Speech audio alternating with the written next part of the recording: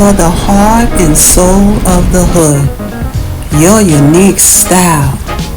Your swag. You got this.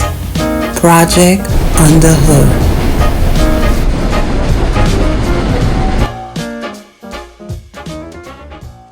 Welcome to Project Under Hood, where we use movies, fashion, and art to break down social behavior, economic realities, and how you shape and think and live in the hood. Today we'll be talking about a film that hits close to home for many people, including myself, Claudine, released in 1974, starring Diane Carroll and James L. Jones. This isn't just a story, it's a reflection. Growing up on welfare myself and being on it for some time, I watched my own mother navigate through systems that often felt designed to hold her back. I see pieces of that experience in Claudine. The choices, the silent strengths, it's all there. So we're not just reviewing a film, we're unpacking lived realities, one that still echoes in many communities today. I would like to introduce my very special guest, Kania. Hello. Hello, Kania. Even though I said introduce, I mean welcome back, because you was on my very first episode of Project Under Hood. She was on my very first episode. What about, my friends? Check that out. So, Kania, what have you been up to? Well, I wanted to let you know it's a pleasure to be back, and I'm just excited to get into the episode today. I've been up to pretty much still content creating. I have a YouTube channel. It's my name, as told by Kania.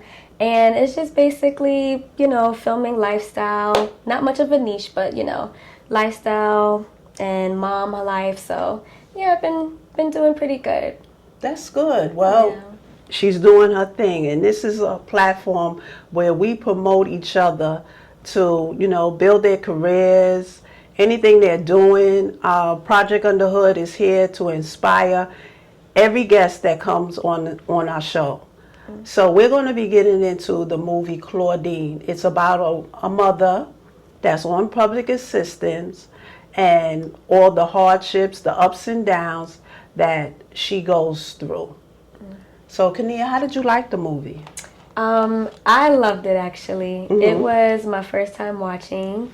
So I was watching it with a fresh mind and an open mind as well. Right. And there were, although it's like an old movie, it was a lot of things that I was able to relate to of some sort, whether it was my experience or like stories that I've heard from my family members. Right. So it was really interesting to see some parts still happening today. Yes. The movie is still relevant today because we still have people that's on public assistance. And it's just a classic movie. So we're going to talk about the economic realities and how it impacted. But I want to get into Claudine, the woman, the young mother, because she's 36 in this movie and she has 6 kids. So when you do the math, she had her child at 18. And being a young mom's at 18, from my own experience, I know it's very hard. So let's talk about that. How do you relate to Claudine at the age 18 having, children?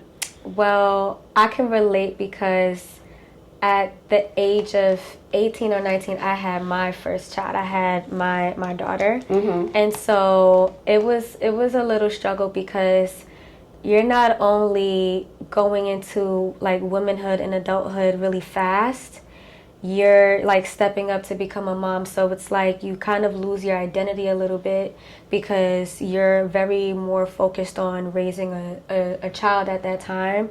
And to see her doing it with 6 kids, I was like, oh my gosh, I don't think I would have been able to do it. I know that's right. But yeah, it's different. It's really different. And I was just like, she's so strong, because I don't think I would be able to do it. I was struggling myself, and I was one. I was struggling in between, like, who I am, Right. but also I'm a mother first, and you're just not thinking at the moment. You're just thinking, I'm a mom right now. So Right. I could only imagine how she was thinking with, her first and then some. Yeah, because we see in the movie that she said that she was married twice. Mm-hmm. She had a couple of relationships. Mm-hmm. Evidently, they failed, and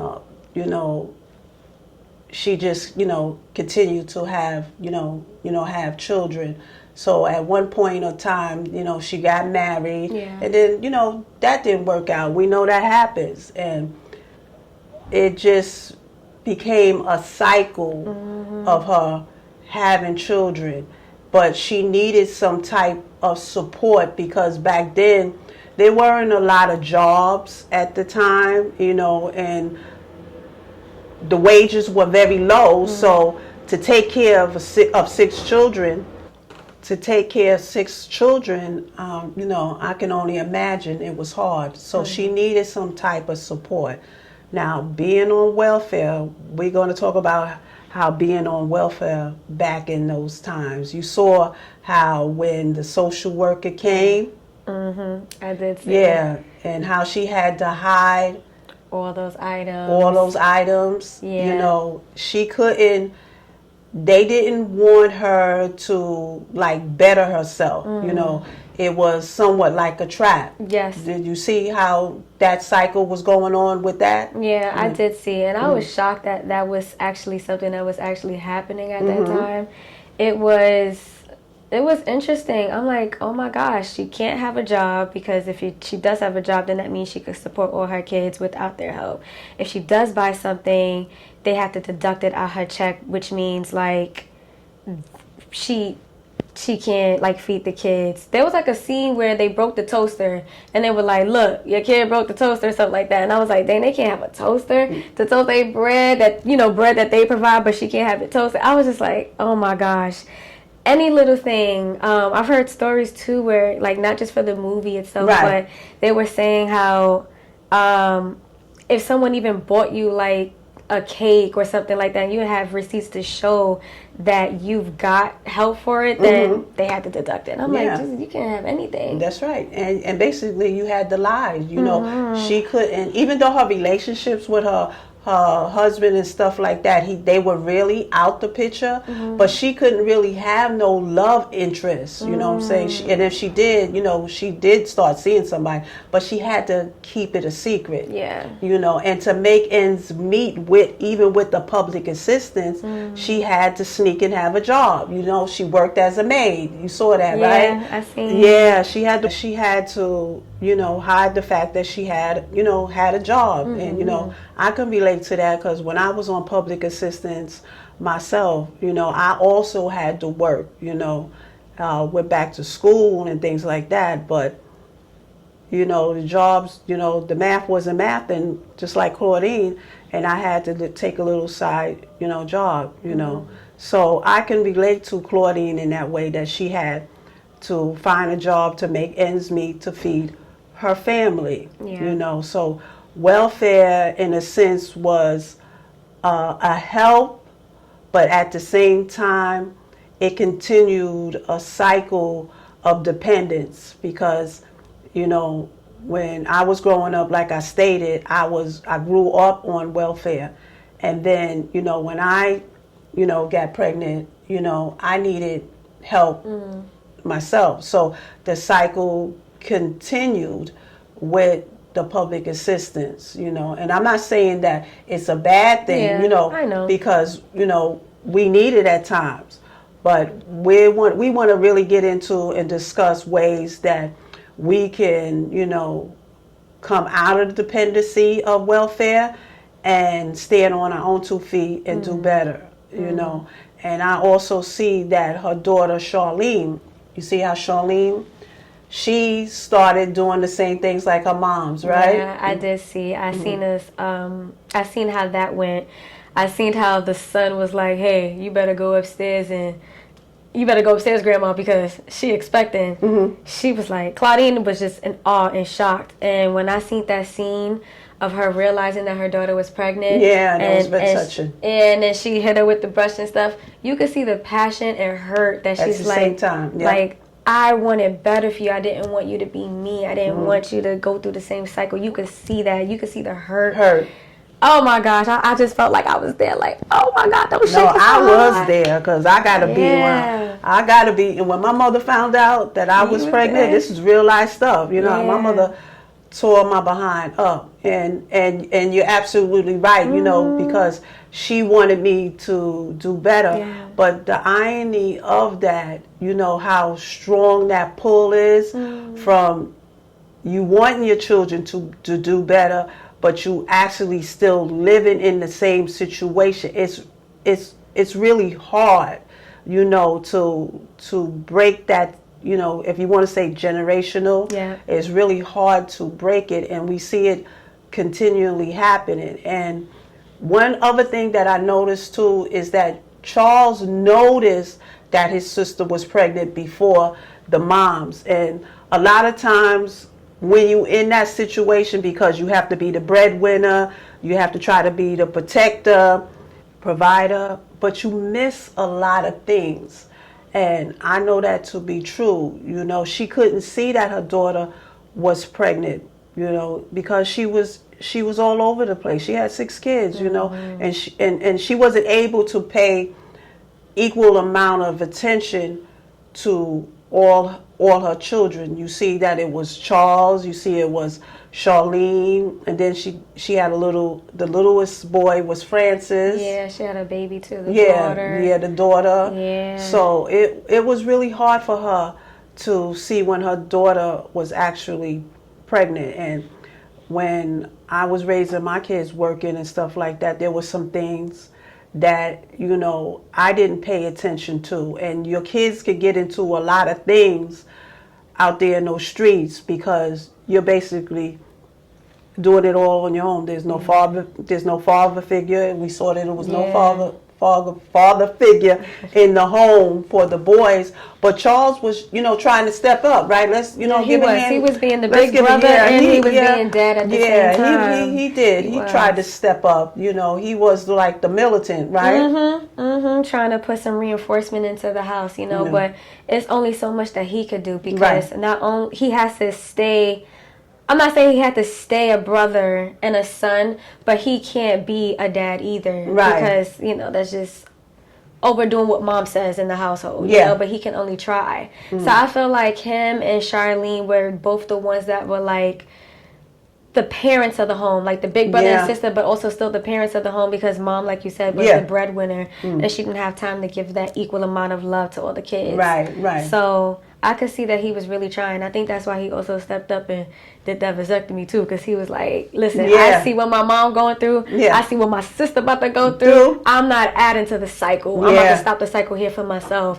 She about to have grandkids from her own kids. She ain't got to have them from me. It's fine. I raised the kids, basically. He's like, I've been raised the kids. I raised myself. I raised the kids. I don't gotta do it again. That was a very touching scene, you know, when he went and did that. But I can understand it because, you know, even when she started, after she got a love interest, he was like, you know, that, you know, he wasn't really for it because he didn't want another child to come into the household and make it harder for the ones that was there. So, like you said, you know, he was like, I'm eliminating this problem right here and now, you know, and that, even though to some people that might have seemed like that was a selfish thing to do, he was taking charge of his life and his situation. And that I do commend him for it. And because that's the only way we're going to get out of this cycle. We have to take charge of our own life. We can't continue to say, well, my mother did this and my mother did that, or I didn't have a dad, you know. And it is true, you know, like that, like I was just saying before, that pull is so strong, you know, but we have to find strength to come out of it, you know.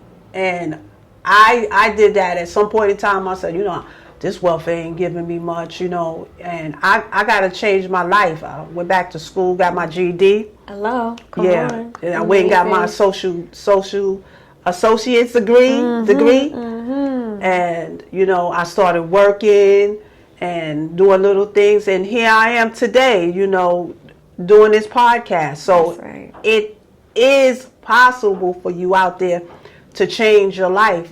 You're the only one who's able to do that, That's right. Yeah, there was another scene in the movie when it comes down to her love interest, Ruth. After a while, she started to have feelings for him and him for her, and that's when the situation about him getting on the welfare with them in marriage and stuff like that. You saw how it started shaking him up a bit. Yeah. It started shaking him up a bit, and I seen it too. I was like, wait a minute. I see the scene where he's calculating. He's like, hold on, if I do this, it's fraud. If I don't do this, I'm lazy. But then he also has children of his own. I'm not sure. He's not physically there in the home, but I think he was doing child support or something. Yeah, they was deducting it out of there. And now he's like, wait a minute, I got kids of my own. They're deducting. If I marry you, they're going to deduct more because now I'm the so-called breadwinner for 6 kids. That's not even mine.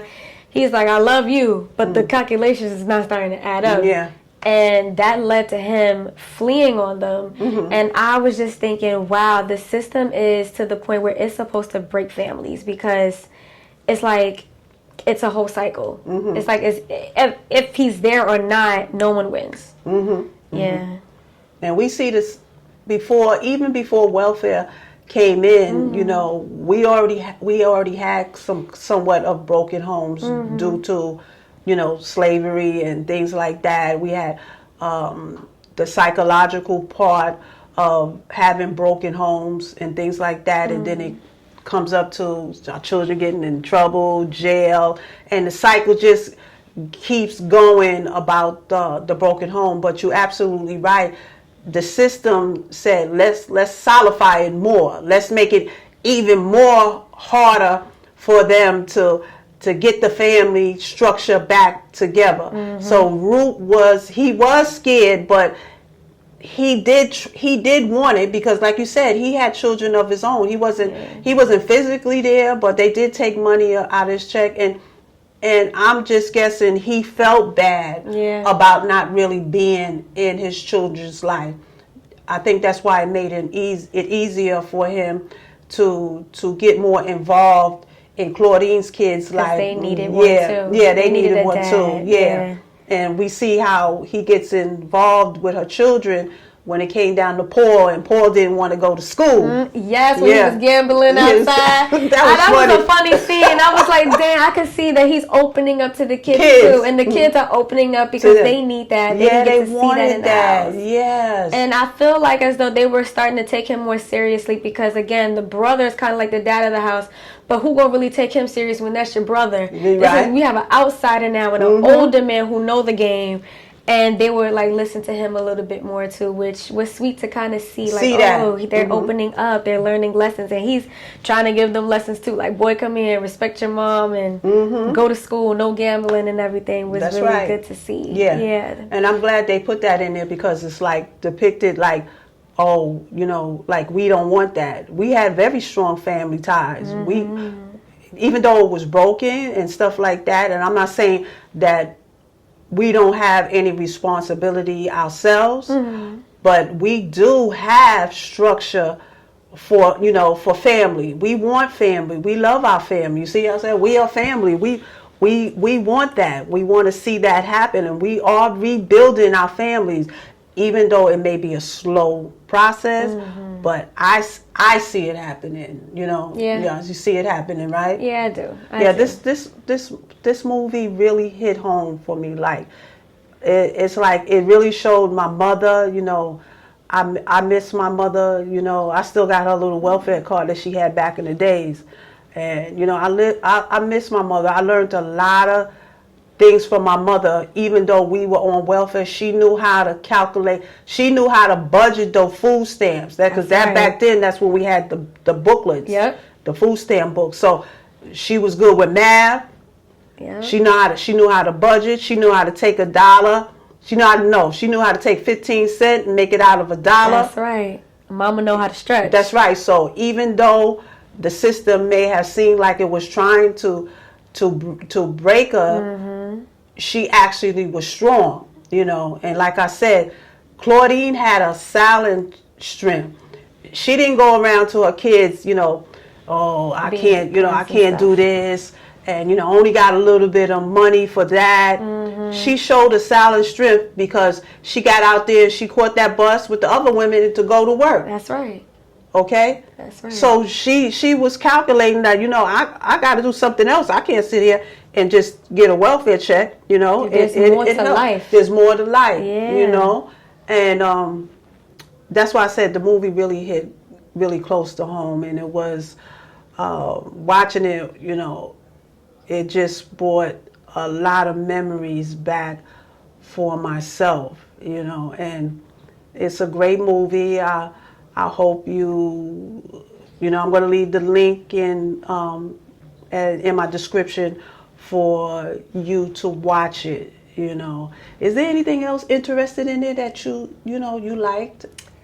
Let's see. There was a lot. You know what? I think the conversation that she had where her oldest son was at Charles. So the conversation that she had with him after he got the vasectomy, she was like, you let your manhood go, like, you know, like, why would you do that? You let your manhood go. And he was just like, man, my manhood is not the only thing that's in my pants. Like, there's more to that. I'm more than this. That's just reproducing and have more kids, you know. I thought that was kind of interesting to see that, you know, a mother's nurturing and she's the one with the 6 kids and, you know, she's holding it down, and he's just like, I get that, but there's probably more to you than just being a mom, because there's more to me than just being a dad and leaving something behind. I'm a man regardless. So I kind of like that scene. Yeah, that was a powerful scene. Yeah. And another scene I did love was, like you said, there was the other child that had the clipboard. What was his name again? Francis. Yeah, he said, Ruth asked him, what are you drawing? And he was just like, I'm building a house in the country with 2 parents. It's like everything affects not only the parents or the couple and the family, but it affects the kids more, because they want more to just food on the table. They want attention too. They want bigger things that they probably couldn't provide. But I found those 2 scenes to be really interesting and hit home, because I hear my daughter say those things like, I want a house, mommy. And I'm over here working. I'm just like, we're going to get it. But I could see where that's coming from. So those 2 scenes really, you know, sparked my interest. And the scene you was talking about when Charles was telling his mother that there's more to his manhood than down here. It was, in a way, to me, it was like he was schooling his mother. That's how I felt when he was talking to her. He was like, yo, Mom, you done had all these kids, you know, and your womanness is not having a whole bunch of kids. You know what I'm saying? And that's how it felt. He was, you know, showing, and we can learn a lot from our children. And that's one thing that you have to kind of let go your ego, because our kids are brought here also to teach us. That's right. Okay, they are here to teach us, and you have to be open and willing to take your hands off your hips, you know, and hear what your kids have to say. You might not like it, but like I said, that scene, he was telling his moms that, you know, you're more than just a baby maker mama. You're a phenomenal woman besides being a phenomenal mom. Exactly. Because her daughter Charlene in the movie, she had said, you know, when she came home drunk, she said, I'm nothing. I have nothing. I ain't nothing. You know, and that's how her daughter felt. She felt like she was nothing. And, you know. And what could Claudine say at that moment? At that moment, you know. What could she say? Because what Charlene was saying was actually a reflection of how inside Claudine probably was feeling for herself, but she knew she still had to produce. And see, I can understand that. I felt a lot of ways growing up as being a parent. okay? But I still had to produce and take care of my children. So I had to put myself on the back burner. It was a good movie. Yeah, it was it an was. Interesting, good movie. A lot of lessons in there. Yeah, it was. So I just invite my audience to really watch this movie and see what you can learn about it, you know. I really want to take the time to thank Kania for coming.